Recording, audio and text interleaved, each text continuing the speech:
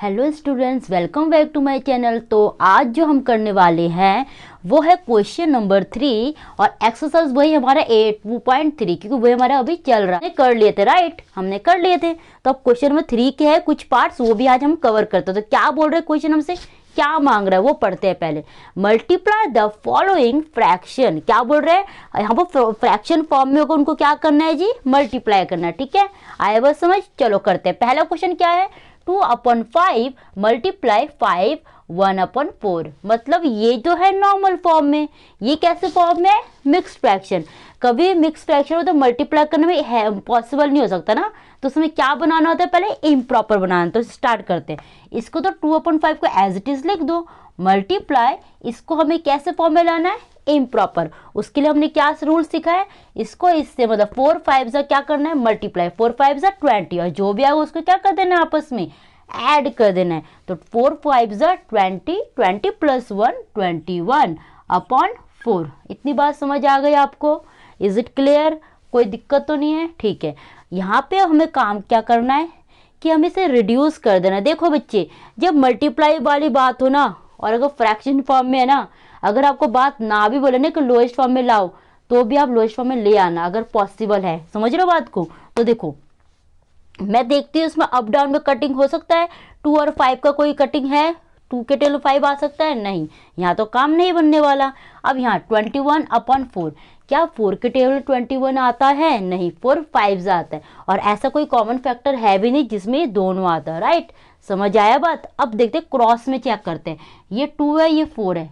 देखो 2 के टेबल 4 आता है, यस, कब आता है, 2 1 2, 2 2 4। इतनी बात समझ आ रहा है आपको। उसके बाद आते हैं भाई 5, इसकी क्रॉस चेक करो, 5 और 21। 5 के लिए क्या रूल है, वंस में क्या होना चाहिए, 0 और 5, 0 और 5 होना चाहिए, किसमें, वंस प्लेस में। तो इसके वंस में क्या है, 1 है, मीन्स ये 5 से डिविजिबल नहीं हो सकता। तो मतलब हमें जो जो बच गया उसको पहले लिख लेते हैं, 21/5 मल्टीप्लाई 21/2। ठीक है, समझ आ रहा है बात आपको। तो क्या होगा यहाँ पे, 121 21/5 2 10। अब सवाल उठते क्या ये सही आंसर है, इस फॉर्म में रखना सही है। देखो ये सही आंसर है, लेकिन अगर क्वेश्चन में दिख रहा है ना आपको कहीं भी कि जो एक कोई देखो नॉर्मल फ्रैक्शन फॉर्म में होता था ये आंसर सही था, लेकिन अगर कहीं ना कहीं अगर मिक्स फ्रैक्शन फॉर्म में ना, तो इस वाले आंसर को हमें मिक्स फ्रैक्शन फॉर्म में शो करना है। समझ रहे बात। मैंने क्या कहा, मैंने ये कहा अगर क्वेश्चन है सिंपल ये फॉर्म में, यहाँ जो सामने वाला मल्टीप्लिकेशन वो भी इसी फॉर्म में होता, तो हमारे लिए ये आंसर सही है। ठीक है, और अभी भी सही है। लेकिन मैं ये कहना चाह रही कि थोड़ा सा आपको अच्छा लगने के लिए, अच्छा लुक लगने के लिए, जो हमें दिख रहा है क्वेश्चन में एक फॉर्म कैसा है, मिक्स्ड फ्रैक्शन है, तो हम इसको भी मिक्स फ्रैक्शन फॉर्म में देंगे। क्योंकि एनसीईआरटी में आपको इसके बाद भी एक प्रोसेस कर दिया है, मिक्स फ्रैक्शन फॉर्म में आंसर को शो कर रखा है। फिर आप लोग कंफ्यूज होंगे कि मेरा आंसर क्यों नहीं आ रहा। आपका आंसर नहीं आएगा अगर ऐसे फॉर्म में एक मिक्स फ्रैक्शन और आंसर आपने इस तरीके से दिया। ऐसे फॉर्म में आपको लगेगा आपने गलत किया, आपने गलत नहीं किया, आपने सही करा है, लेकिन इस फॉर्म में दिखा के आंसर को थोड़ा सा और आगे ऐड कर दिया। ठीक है, तो वो काम हम भी कर लेते हैं। 21/10 मुझे क्या करना है जी, 10 से किसको डिवाइड करना है, 21 को। तो 10 के टोटल 21 आता है, नहीं ना, तो 10 2 20। इतनी बात समझ आई है। 1 में से 0 जा सकता है, नहीं, तो ये 1 रहेगा, और 2 में से 2 गया 0। अब आप याद करो मिक्स फ्रैक्शन के लिए क्या फॉर्मूला होता है, क्वोशिएंट रिमाइंडर अपॉन डिवीजन।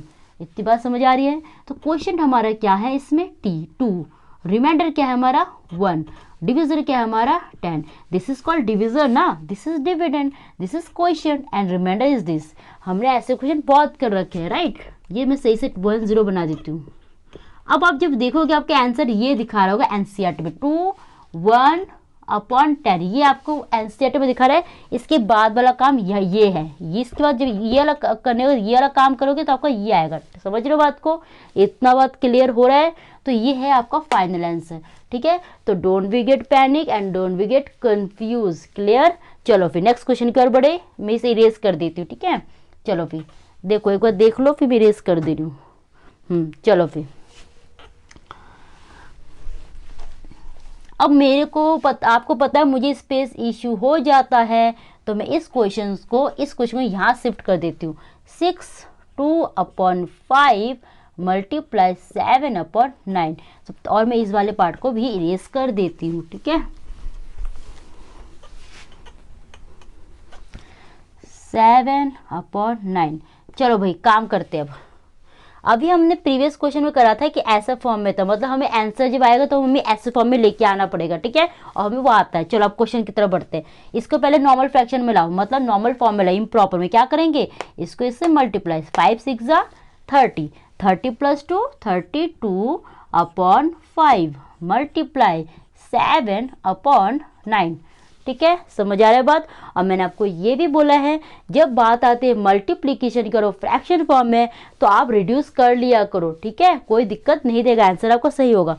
अब चलो कटिंग करते हैं। 32/5, क्या 5 से 32 कट हो सकता है?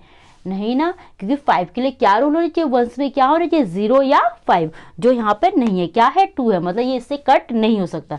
नाउ कम्स टू दिस 7/9, क्या 7 की टेबल 9 आता है? नहीं ना, ये तो बात क्लियर है। और ऐसा कोई कॉमन फैक्टर है भी नहीं जिसमें ये दोनों हैं, तो चलो यहाँ तो अप डाउन कटिंग हो नहीं पा रहा। Now what we have to check, अब हमें देखना है क्रॉस, मतलब डायगोनल चेक।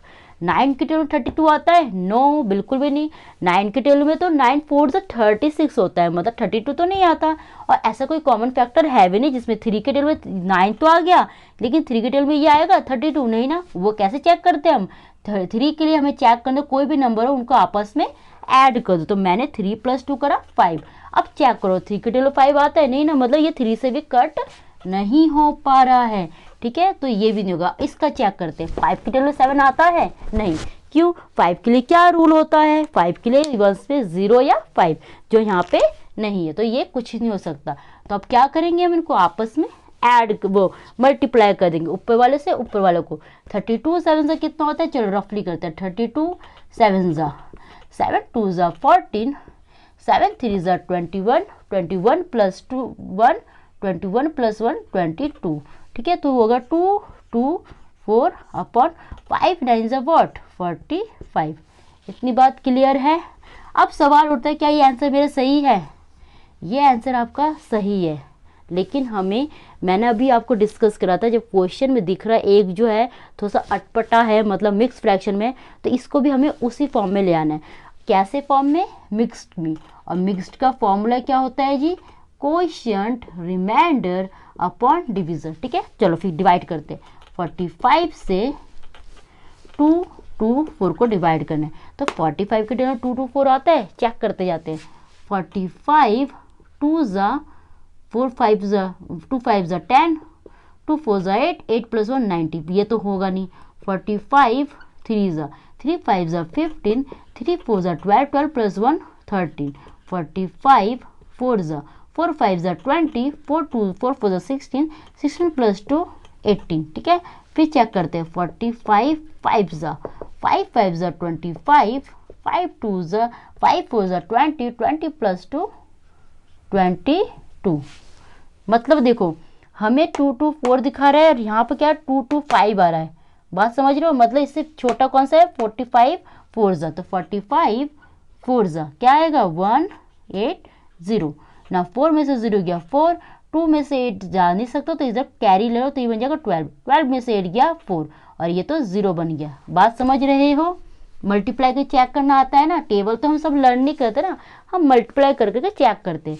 तो हमारा क्वेश्चन आया है जी 4, रिमाइंडर हमारा आया है 44, डिविजर हमारा है 45। तो फॉर्मूला पुट करो, कोएफिशिएंट रिमाइंडर अपॉन डिविजर क्या है 4, remainder 44 upon divisor 45। This is the final answer. मतलब इसके बाद हमें ये वाला काम करके हमारा आंसर ये आएगा, ठीक है। समझ आया बात? इजी था ना? Yes it is easy. इससे बड़ा डिफिकल्ट क्वेश्चन तो अभी आपने देखा ही नहीं है, ये तो बहुत इजी है ना। चलो फिर क्वेश्चन नंबर 3 भी कर ले। समझ आ रहा है? इरेज कर दूं मैं। इसके बाद ये वाला काम करना होगा, क्योंकि मैंने आपको ये बताया जब वो क्वेश्चन में दिखे कि एक नॉर्मल फ्रैक्शन और दूसरा कैसा हो मिक्स्ड में, तो हम कोशिश करेंगे हमें आंसर को भी मिक्स्ड फ्रैक्शन में लाने के लिए। और मिक्स्ड फ्रैक्शन के लिए ये फॉर्मूला आपको आना चाहिए coefficient remainder upon divisor. This is called remainder, remainder मतलब बचा हुआ, this is called coefficient, this is called divisor, ठीक है। और this one is dividend. Got it? है ना? आई होप आपको समझ आ रहा है। चलो फिर इरेज करते हैं।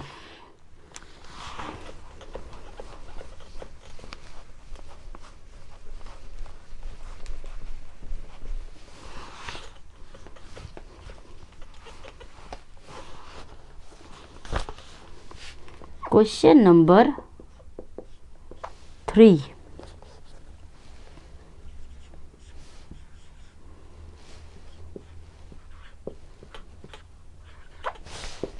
थ्री अपॉन टू मल्टीप्लाई, इसको फ्रैक्शन नॉर्मल इम्प्रॉपर में लाओ।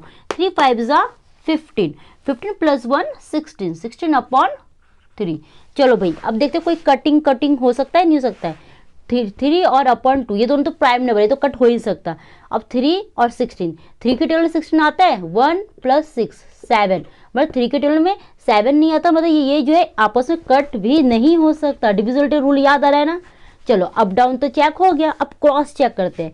2 के टेबल में 16 आता है, यस कब आता है, 2 1 ज़ा 2 8 ज़ा, हेयर इज 3 1 ज़ा 3 1 ज़ा। ठीक है, तो क्या क्या आ गया हमारा, 1 अपॉन 1 मल्टीप्लाई 8 अपॉन 1। ठीक है, तो क्या बन जाएगा ये 8 अपॉन 1। अब सवाल उठता है कि भाई मैंने तो आपको सिखाया है कि ये वाला फॉर्म में लाना है, कि क्वेश्चन में मिक्स फ्रैक्शन में, तो वो भी काम हम कर लेते हैं। मेरा आंसर है कि 8 अपॉन 1, कुछ भी नहीं हो तो 8 है ना। तो इसका हम मिक्स फ्रैक्शन में लाने की जरूरत है, क्योंकि एट दिन सेम चीज़ है तो इसको एज इट इज छोड़ देंगे। ठीक है, समझ आए बात आपको है। अब 4th भी पार्ट कर ले इसी का। चलो भाई पार्ट 4 भी कर लेते हैं, इसको मैं इरेज कर रही हूँ। हाँ, यहाँ पे हमें काम नहीं करना क्योंकि 8 अपॉन 1 मतलब 8 है, जरूरत नहीं, इसको निकालने की जरूरत नहीं है, चीज़ें वही बन जाती है, क्योंकि 1 को डिवाइड करोगे 8 से देखना वही आएगा, तो इसलिए इसको इधर ही लीव कर दो। चलो फिर क्वेश्चन नंबर 4 में आते हैं अब।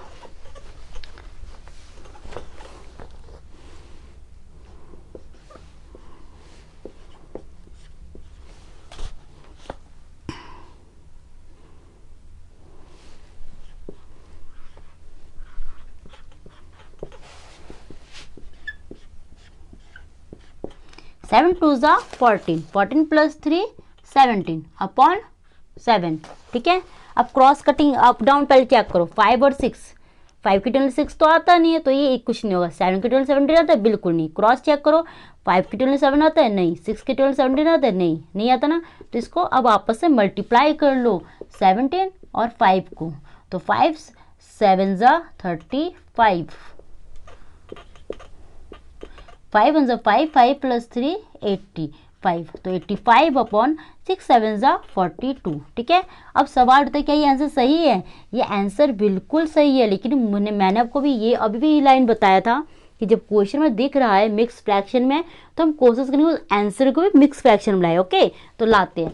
42 से 85 को डिवाइड करो, तो 42 2 ज़ा 2 2 ज़ा 4 2 4 ज़ा 8। ठीक है, तो 84, तो 2 ज़ा 84, तो 5 में से 4 गया 1, 8 में से 8 गया 0। मेरा क्वेश्चन आया है G2, रिमाइंडर आया है मेरा 1 और डिविजर मेरा है 42। किस फॉर्मूला पुट करना है, क्वेश्चन रिमाइंडर अपॉन डिविजर, तो पुट करो।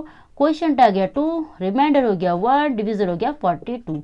तो हमारा इस आंसर का हमें ये वाला काम करना है, देन हमारा ये फाइनल आंसर आएगा। ठीक है, समझ आया। तो मैंने इस क्वेश्चन नंबर 3 के पार्ट 4 तक कराए, अब बाकी पार्ट हम नेक्स्ट क्लास में करेंगे। तो तब तक के लिए इन क्वेश्चंस को करो, और क्वेश्चंस पे अगर डाउट हो तो कमेंट डाउन जरूर करना। तो तब तक के लिए ध्यान रखिए, और बस यही बोलूँगी, और बाकी हैव अ ग्रेट डे।